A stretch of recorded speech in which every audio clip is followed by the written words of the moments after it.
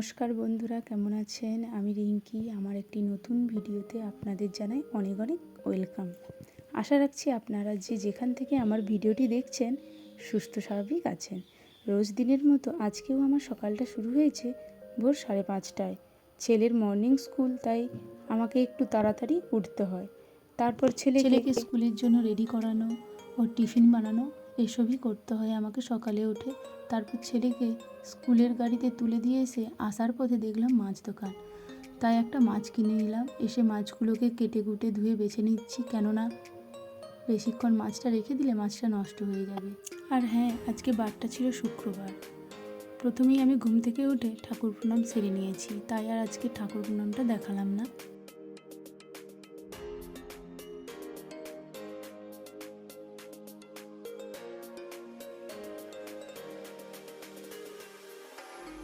মাছটাকে ভালো করে কেটে ধুয়ে নুন হলুদ মাখিয়ে এবং ওই আঁশটে জায়গাটা ভালো করে পরিষ্কার করে চলে যাব রুমে। যেহেতু এখনও বিছানাটা গোছানো হয়নি, তাই রুমে গিয়ে বিছানাটা গোছাতে হবে। তারপর এক এক করে সব কাজগুলো কমপ্লিট। জানেন তো, আজকে না সকাল সকাল একটু রান্নাটা চাপিয়ে দেব, কারণ ওই যে বললাম রুমটাকে একটু ডিপ ক্লিন করব, তাই আজকে রান্নাটা তাড়াতাড়ি করে নেব। আর রান্নার কাজ হচ্ছে সবথেকে বড় কাজ মেয়েদের কাছে। রান্নার কাজটা সম্পূর্ণ হয়ে গেলে মনে হয় যেন অর্ধেক কাজই কমে গেছে।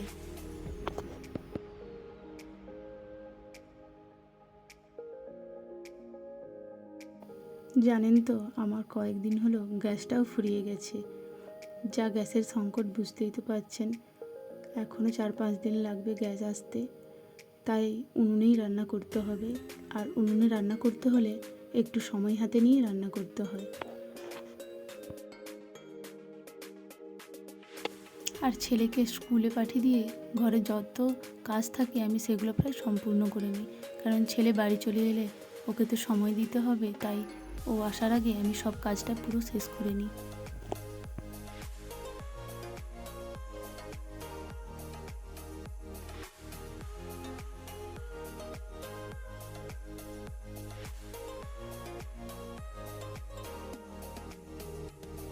রান্নাঘরের কাজ গুছিয়ে চলে এসেছি রুমে। দেখতেই তো পাচ্ছেন এখনও বিছানাটা গোছানো হয়নি, জানালা খোলা হয়নি, পর্দা খোলা হয়নি, তাই বিছানাটাকেও গুছিয়ে নিচ্ছি। আবার চলে যাব রান্নাঘরে।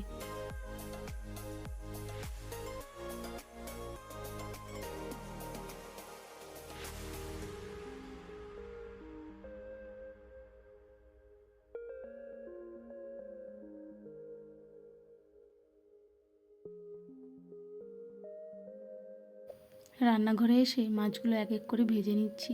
আর জানেন তো, আমার দুটো উনান, একটাতে বসিয়েছি প্রথমে ভাত, তারপরে একটাতে করছি তরকারি। তরকারি হতে হতে প্রায় ভাতটা হয়েই যাবে।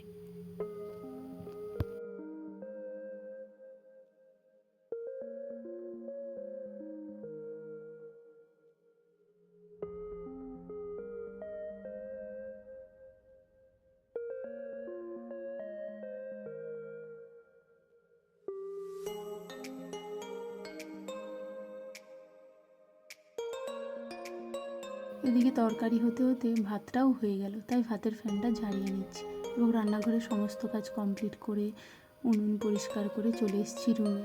রুমে এসে প্রথমে বিছানা থেকে বিছানার অয়েল ক্লথটা তুলে নিলাম, তারপরে তুলে নিচ্ছি বেড কভারটা। যেহেতু রুমটা ক্লিন করব, তাই বেড কভারটাও চেঞ্জ করতে হবে। জানেন তো, আমার সবথেকে ঝামেলার কাজ হচ্ছে একা একা বেড কভার চেঞ্জ করা। একা একা বেড কভার এই বিছানাতে পাততে আমার বড্ড বিরক্ত লাগে। একদিক টানলে আর একদিক গুটিয়ে যায়, এইভাবেই হতেই থাকে। এইবার চেঞ্জ করে নিচ্ছি বালিশের কভারগুলো।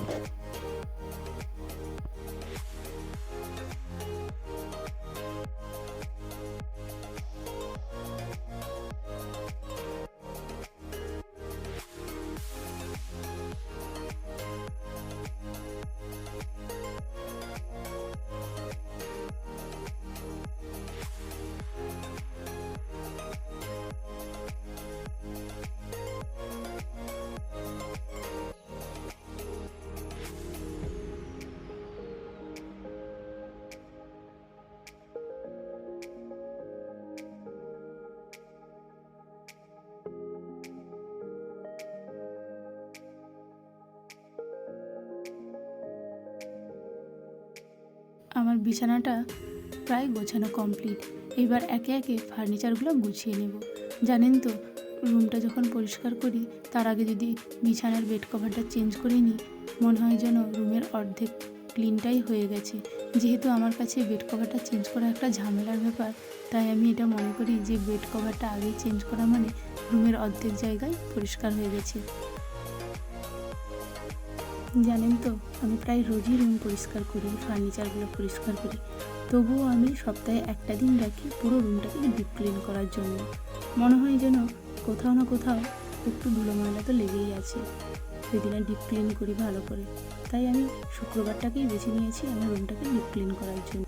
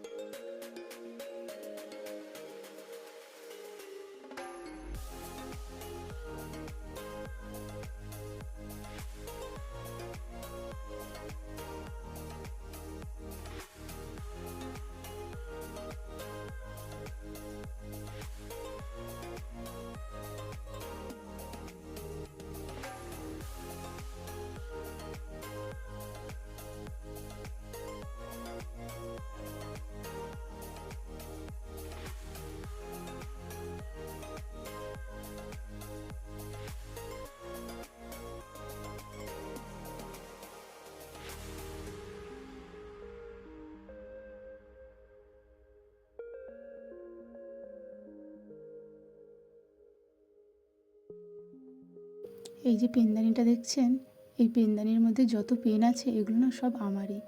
আমি যখন কলেজে পড়তাম, স্কুলে পড়তাম তখনকার পেন। কিছু ছেলেরও আছে, আমি ওগুলো গুছিয়ে রেখে দিয়েছি।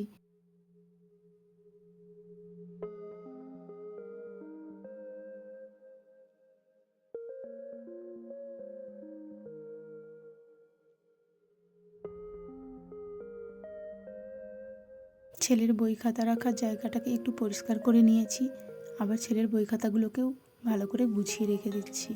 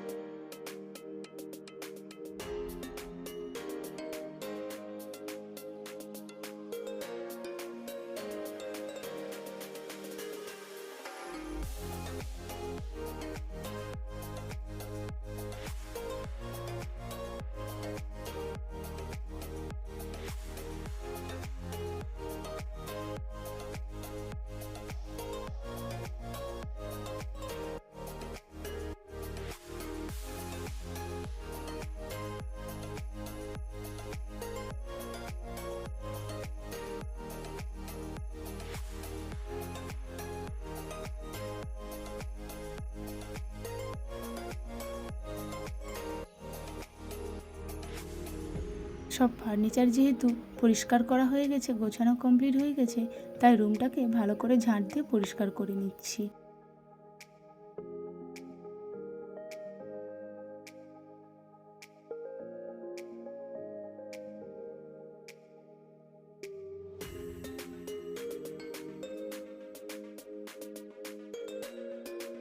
জানেন তো অনেক জামা কাপড় জমা হয়ে গেছে, তাই আজকে একটু বেশি কষ্ট হবে। আর আমার একটাই সুবিধা কি, আমি ঘরের সব কাজ কমপ্লিট করার পর আমার কলে জল আসে। জলটা আমাদের কলে প্রায় ওই 10:30-11টার দিকেই আসে, যে তাই আমি সব কিছু কাজ গুছিয়েই আগে করতে পারি, কেন জল ধরাটাও একটা বড় ব্যাপার। আমাদের যেহেতু বড় ট্যাঙ্কি নেই, বালতি এখানে ওখানে সবই জল ধরে রাখতে হয় এবং কলের মধ্যেই সব কিছু ধোয়াধুয়ি করতে হয়, সেগুলোই করে নিচ্ছি।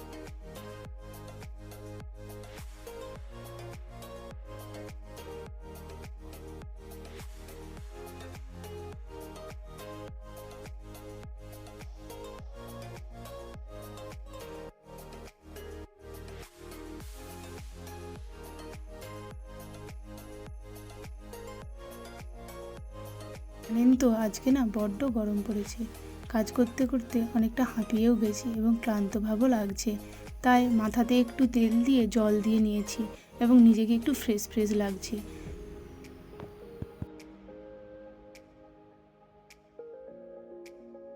জানেন তো একা হাতে কাজ করতে যেমন ভালো লাগে, মনের মতো করতে পারি বা টাইম নিয়ে করতে পারি, তেমন শরীরে অনেকটা কষ্টও হয়। যখন কষ্টটা অনুভব হয় তখন মনে হয় যেন সব কাজ ছেড়ে বাদ দিয়ে দিই।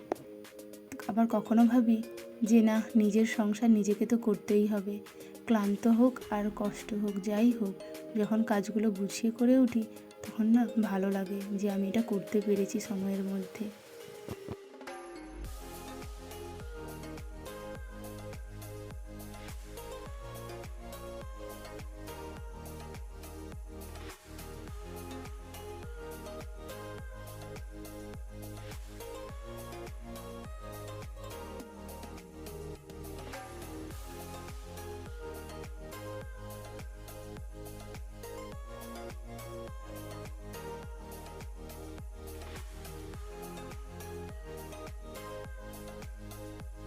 ছেলে যেহেতু এখনও বাড়ি ফেরেনি, তাই ভাবছি অনেকটা টাইম আছে, ছেলের জামা কাপড়গুলো ভাঁজ করে নিই।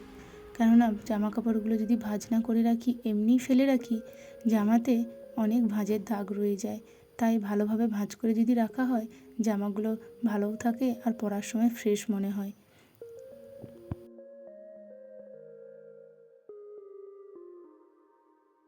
জানেন তো এইভাবেই আমার মা ছেলের সারাদিনটাই কেটে যায়। ছেলে যেহেতু স্কুলে চলে যায় সকালে, তাই আমি সকালে মনের মতো করে কাজগুলো গুছিয়ে করতে পারি।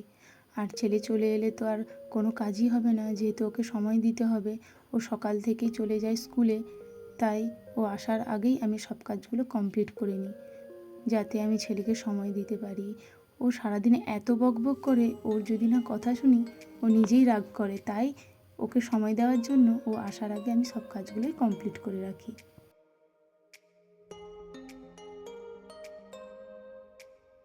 আমার সব কাজ গোছানো কমপ্লিট। ছেলে বাড়ি এলে ওকে ফ্রেশ করিয়ে মা ছেলে বসে পড়বো দুপুরের খাবার খেতে।